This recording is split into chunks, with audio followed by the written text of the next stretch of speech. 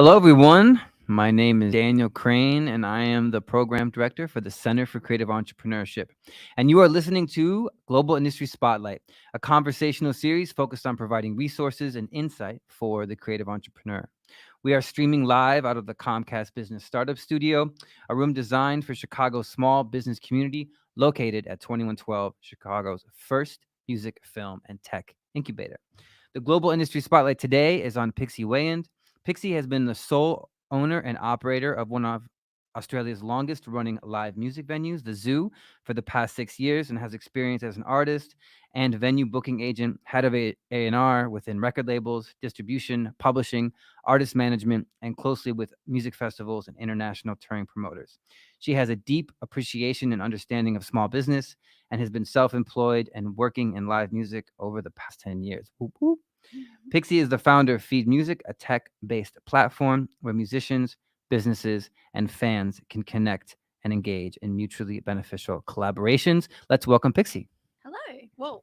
Matt. So, first of all, it's just great to have you here. Pixie came all the way from Australia, and basically we came like last week. Yeah, almost a week ago now, so very fresh, but loving it so far. Yeah. And so, first of all, I just want to congratulate you on being self-employed for 10 years, having had a successful, music venue and built up, a pretty impressive career that spans the industry. So can you just talk a little bit about your, your experience and kind of what you're coming from now to build this new thing, which we'll get to in a bit? Yeah, so it's been a bit of a windy road, and it's kind of confronting almost to listen back to all of those things.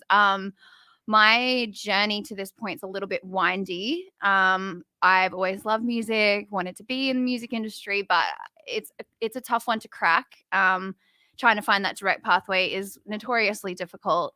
So I started my business sort of journey at a cafe and a restaurant. So I decided to start my first business, which was something a bit random, not in music, but so I opened a little cafe and a bar back in 2014. And what I realized at that point was we actually had something that all touring artists needed, which was a good, healthy meal.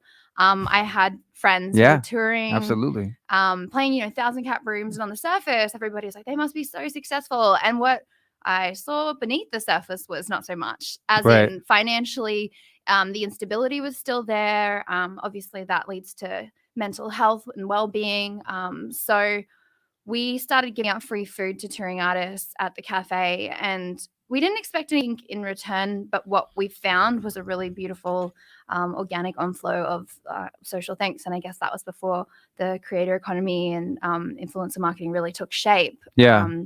So that was where I guess my first affinity with live music and artists really began. And from that point, my landlord actually was the landlord of a venue in Brisbane, where I'm from, and it was one of the longest running venues in the country. It was actually the first venue I went to see my first live show when I moved when I was a teenager. And he asked if I'd be interested in taking ownership of that, and obviously the answer was yes. So went sold the cafe and bar and really dove deep into live music through the venue owner, operator, booker. It was a kind of a beautiful story because the previous owner, it's 500 cap venue, and she had it on her own for 25 years and kind of handed the baton. And it's an amazing venue. It's had artists like, Nick Cave and the Pixies play and Lord. So it's had some really incredible artists, and we work with the artists from the ground all the way through to international touring. I've just moved on from there, and for the last 6 years had that venue, and that gave me a really deep insight into the music industry and kind of somehow juggled. I worked as a booking agent in Melbourne as well. I've always had kind of two jobs on the side, as most people do. Right, who are self-employed, right? You have a couple of avenues of revenue stream. Yeah. So, and obviously always had the venue, but dabbled in as many things as I could so I could kind of understand why the industry worked the way it did, and so I could understand different perspectives and decision-making processes. So over the last that period of the last 6 years, I had lots of different things to try and understand, like the booking agent stuff, working with lots of festivals and promoters, obviously booked the venue, and then worked on the artist side as well, worked at labels, helping, mentoring management of artists. So it's a big wide world out there, and I'd like to say jack of all trades, master of none, but a little insight into all different areas, but I've always got so much more to learn. Yeah. I mean, and I think that's such a great point to kind of jump off. So what were some of the things, when you own a venue and you're running a venue, there's marketing, there's scheduling, there's operations, there's, the booking, there's just so many different types of things that you have to be able to do or find the right people to do to make it work. And then on the other side, just learning how tours work, learning how to book. What did you, through those experiences, what did you realize? Okay, these are the things I like to do, and these are the things I don't like to do. I mean, for most, I would consider myself a fairly creative person, and for most creative people, I guess the numbers and the business plan and the business side of things, being a boss was hard. Yeah, being a boss was really hard. I didn't even like to use that word actually, but having staff was difficult because, especially starting a new business. So when I came into the venue, it was a lot of the staff had been there for 15 years and were a lot older than me and knew more than me. So it was a really interesting transition to come in and almost shake things up a little and say, this is, change the pathway of where the venue was going, and evolve it. So that was a challenge. And yeah, it's hard to draw that line between friendship. I made the mistake of hiring friends, and that line can get really blurry. So I learned really early on that you can't be friends with your staff. You do have to try and keep that line really clear. And you have to, make those decisions that are best for the business, even though it might rattle some rattle feathers a little bit. I don't know if that's the right term, but rattle the feathers. No, it is. Feathers get definitely shaken up in a venue setting, in a music setting. I mean, it's hard pressure. There's a lot of pressure. I mean, you're having to pay staff, and you need to sell tickets and sell booze and keep the bands happy. Keep the bands happy and give them a good experience and give your fans a good experience. I mean, it's a tough business. And a lot of the time it's different ends of the spectrum. So what makes an agent happy might not make the venue happy, and what makes the artist happy might not make the fan happy. So it's a lot of juggling, and really trying to understand how we can all work together, especially through COVID as well. And that was quite a shocking time to have to go through live music. Everyone experienced that. But yeah, definitely the business side and the financial elements of it. But I mean, I need to practice what I preach. And as I've grown, it's funny, as I've grown through my business journey over the last 10 years, when I first started the cafe, I had no business plan. I hadn't even cooked anything off the menu when we first started. It was in hindsight, very naive. But now naturally with Feed Music, the startup, the business plan, the financials, I'm naturally regressing to that because that's so important. Yeah. And it's the same with artists. When we chat with artists about, you are a business as well as an artist, and a lot of them forget that, and so do I. And I empathize with that, but I can't, express how important that is as an artist and as a creative to focus on that part of the business, because if you don't, it's just not, it will fall over. Yeah. And just one more question, then I want to hear all about Feed Music. So are there independent woman owned the venue before you and then passed it on to another woman? I mean, that's fantastic. And I think I would say, are there a lot of woman owned venues, or is that kind of okay? No, I think honestly, I think we were, and I prove me wrong, but I think we were the only female owned venue in the country. And I mean, there's definitely other females in syndicates, but we were the only venue that was solely owned by a female in the country. And it's the 30th anniversary this year of the venue, so it's one of the longest running, continuous running venues in the country as well. So I'm really proud of that. I'm proud that we got through COVID. Now I can look back and breathe. That was just always my goal, is just keep it living, keep it moving, keep it open. So yeah, definitely that's, I'm really proud that that's, carried on that, I guess, continuation of. Yeah, I think there's two venues in town. One is still going, the Hideout. So Katie Tutton has owned the Hideout for, a long time. And then shout out to Lonnie Walker on the Underground Wonder Bar, which was, independently woman owned for 25 years. These are, if you're in the venue business, you know how hard it is to keep these things, to keep the lights on and keep it going. It's funny, like we had like fun facts at the front of the venue about like what's like fun things about the venue, like all different kind of facts. And one of them was, did you know that the venue's been owned by a solo female? And someone like pulled us up on it. They're like, why is that a big deal? And they fully just were like, why is this important? Like, why is that like giving you yourselves clout? I was like, dude, you have no idea like how hard it is. Right. So like, yeah, come on. Yeah. And especially back in the 90s when Jock started it, like the story she told me, like there were gangs, like literal, like there was a mafia that lived in Brisbane and they would lock her in, like lock her doors in. I'm like, as a solo female, like walking through the streets back then and owning a business, like that's hard, you know? And so and you come across these type of people in the music industry. Yeah. Especially back then. I think there are similar stories of here in the 90s. I mean, it's a similar type of situation. And exactly. And that's a big deal, especially back then and even now still. So that's definitely something I'm proud of. And people, who don't understand that probably should, learn. They should try to run a music venue, first of all, see how that works. Yeah. Okay. So you start Feed Music. Talk to us about Feed. Yeah. So it's just this thing I've never been able to let go of. Over the last 7 years, where like I sort of said, it began at Lost Boys, which was the cafe where we started giving out the food, and that was where it was born. And it was always a good idea, and people like loved it. We then launched it in 2017 as a tester with a WordPress site at our like Australian version of South by Southwest called Big Sound. And that was just on a WordPress site, no marketing, just trying to see how it the uptake and if people were interested. And we rolled it out to 13 locations nationally, and we had an uptake of about it was a couple hundred artists registered, which was amazing. But what we found was at that point there was no way to track who was using it, when they were using it, what they were using it for. So we paused everything. Obviously then COVID hit, the venue shut down, and in my head I was like, this is my time. This is what I need to be doing with my life, because all this, I have a lot of ideas that always are going through my head. I'm always like doing most outrageous ideas coming out, but this one just never went away. So I guess I refined who we are and what we do. And for me, like Feed is to sustain. Feed is to live, and that doesn't just mean food.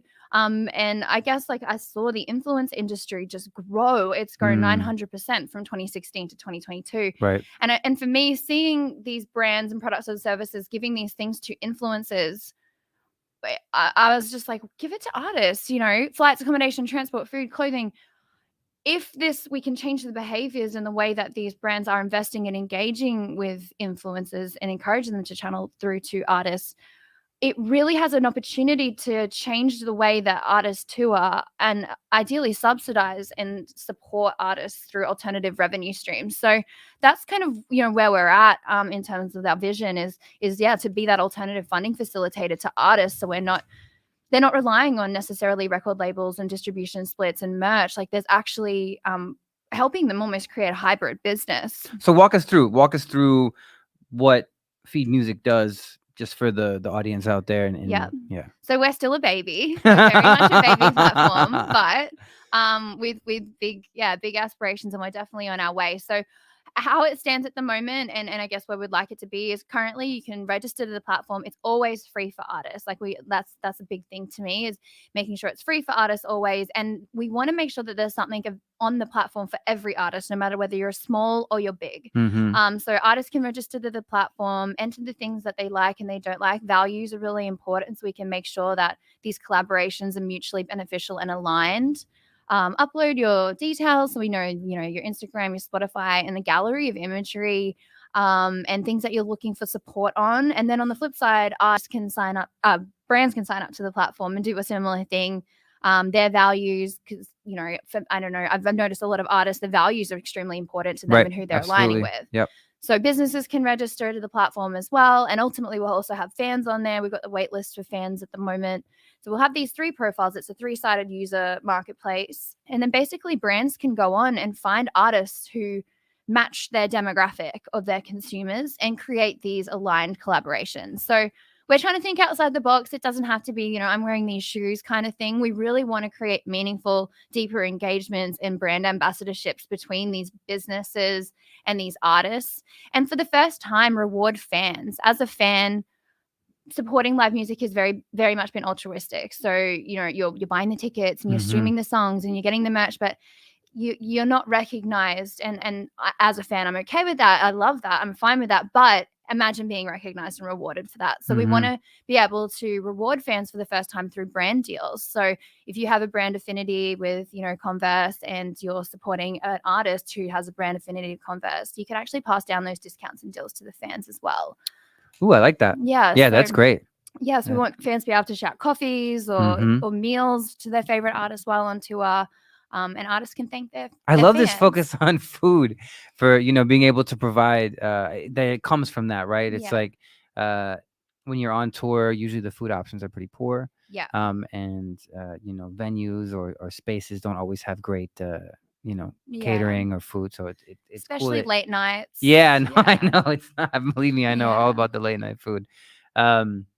So then you decided, okay, you have this idea, you build it in Australia during COVID because everything's on lockdown, and now you've moved to the US. Yeah. And talk about kind of what your plans are here and what you're looking to do and grow and expand with.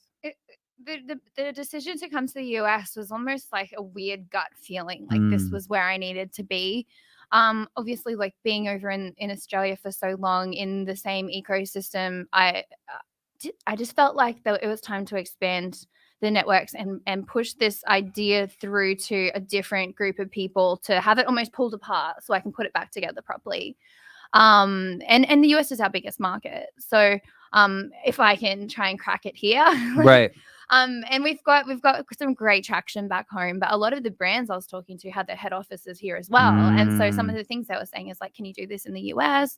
And so a lot of the enterprise brands are just like, can we meet you over here? So I was like, you know what? Yes. And I think I'm in this point where I'm just saying yes to things and going with the flow, and obviously with caution, but I feel like this is such a big market over here, and 2112 have been so amazing at basically giving me the opportunity to come here and really immerse myself and feed music within the music ecosystem here, because it's all about your networks and who it is. Absolutely. As much about the idea. It does come down to who can you bring on board as advocates for the platform, and 2112 has been amazing for that so far. Yeah, and I mean, community is everything. Yes. And we understand that, as a venue owner and as a musician, your network is everything. Yes. And that is something that, Scott in 2112 has really built here, is the niche market, right? So there's a music tech scene. Yeah. And this is something that for me, I mean, I was a full-time musician for 15 years. I had no idea, that there were these kind of niche scenes that you could tap into, learn. There was people that were supporting it. It's good. I mean, the pitch night that we had here for Who's Who in Music Tech, just to see all of the different ideas, learn what people are interested in, and the exchange of ideas, I think is fantastic. So, suggestions for entrepreneurs or young female entrepreneurs who are entering into kind of the self-employed music industry hustle. What were some of the things that you feel are important for people to remember or do as they're building their careers? Have faith in yourself, and I think that I feel like it's a responsibility of everyone, especially other women, to give us a little nudge along. And in a weird way, like being a solo founder, like you're your own champion. So coming here and having like a level of validation that it's a good idea and keep going, it's really hard, but just keep going. And I'm still telling myself that advice, honestly. Like it is really hard to remain motivated all the time, every day, oh my gosh, 7 days a week, because that's what this takes. But I think from the beginning of my business journey, it was just like about blind faith in what you're doing. And anything that I've ever put my mind to has happened, but it's through 100% commitment and hard work. Like when we first started the cafe, it was based around my family favorite movie, Hook. And we decided we wanted to put a tree inside. Right. So this cafe was actually a shoe shop. So we ended up turning a shoe shop into a cafe with a tree it was outrageous, but it happened. And I have never been to college. I've never studied. I don't have any level of business experience whatsoever. But it is all about mindset and just believing that you can do it. When we first opened, my mum calls me on the day of opening. It was years leading up to opening this cafe. And it was the first day, no customers. And I was freaking out. I was like, there's no one coming in here. And mum's like, what's on your menu? Like, what are you cooking? I got the entire menu off Pinterest. And she's like, have you cooked an egg? Have you poached eggs? And I was like, no, I've never poached an egg in my life. I was the only staff member. I couldn't afford to hire anyone else. And so mum's like, you need to practice that. And so luckily, everything happens for a reason. Luckily, for 3 days, we had no customers. But in that 3 days, it gave me the opportunity to learn how to poach an egg, cook things off the menu, make coffees. And on day 3, we had these people come in and they wanted to review the food. And because there was no one else in there and I had time to like give them a good spread, I got home that night and a friend called me and is like, Pixie, have you seen this review on the Urban List? And it was going crazy. And I got like 40,000 likes. And from that moment forward, we were packed. And I was able to hire staff. And it all came from me just being like, you can do it. That story is amazing. So no one came for 3 days. Yeah. And what was the spread? What did you? It's funny. We ended up winning like best breakfast, like all these awards, and we didn't have a chef. Like it's hilarious. We had like poached eggs and like really like it was an organic vegetarian cafe. Yeah. So we had really beautiful food. Lots of like tapas and all kinds of stuff. So but it's just it's hilarious to me to think about that in hindsight. Like I opened this thing with no idea what I was doing, but as an example to people, like you can do it. Well, it's that entrepreneur mindset of not being afraid to fail, following through on your ideas, and you'll figure it out, right? It's like one of those moments where like, okay, I'm here now, I have to figure it out. And I think the biggest thing is like doing something every day. Do one thing that you can't get out of. And that's always been it for me, is like with that, I was so scared to sign a lease, but I just signed the piece of paper. And that locked me in. And, it was such a big deal. It was like a lease. But I'm like, you know what? You just signed a piece of paper. Yeah. Do it. And so I signed that. And then I was locked in, couldn't get out of it. And then start telling people about your idea. Like hold yourself accountable almost. Yeah. Well, Pixie, it's great to have this conversation and to learn more about you. Pixie was one of the people who pitched at Who's Who in Music Tech this past Tuesday. She is a 2112 member, a new 2112 member, and we're really happy and grateful to have you here. And we're wishing you, the best as you kind of grow Feed Music. And as always, we're here to support you and elevate and amplify all the cool things you're doing. I feel like this cafe story is definitely going to stick in my head. And it's an important one to remember, right? You have this idea, you follow through on it. It doesn't, you kind of like, oh, you have that moment of freak out and then, you're able to transition and learn some things and have some success, right? That's a beautiful story. So thanks again for joining us. Thank you. Wow, what a great conversation with Pixie from Feed Music. Thanks for tuning in. Again, my name is Daniel Crane. I am the program director for the Center for Creative Entrepreneurship. And this was another episode of Global Industry Spotlight, a conversational series focused on providing resources and insight for the creative entrepreneur. Every Thursday, we talk to different organizations, different small businesses, entrepreneurs, people who are building cool things, interesting things, useful things in the creative industries. We are streaming out of the Comcast Business Startup Studio, located at 2112, Chicago's first music, film, and tech incubator. Thank you to Comcast Business and Shure for providing the tools necessary to make our programming possible. Please visit cceglobal.org to register for free workshops offered by our partners. Find us on Instagram and Facebook, and tune in next Thursday for another episode of Global Industry Spotlight with Anita Rao. Again, it's been great talking with Pixie. It's been great talking with all of you. I hope you enjoyed this Global Industry Spotlight, and we will talk with you soon. Take care.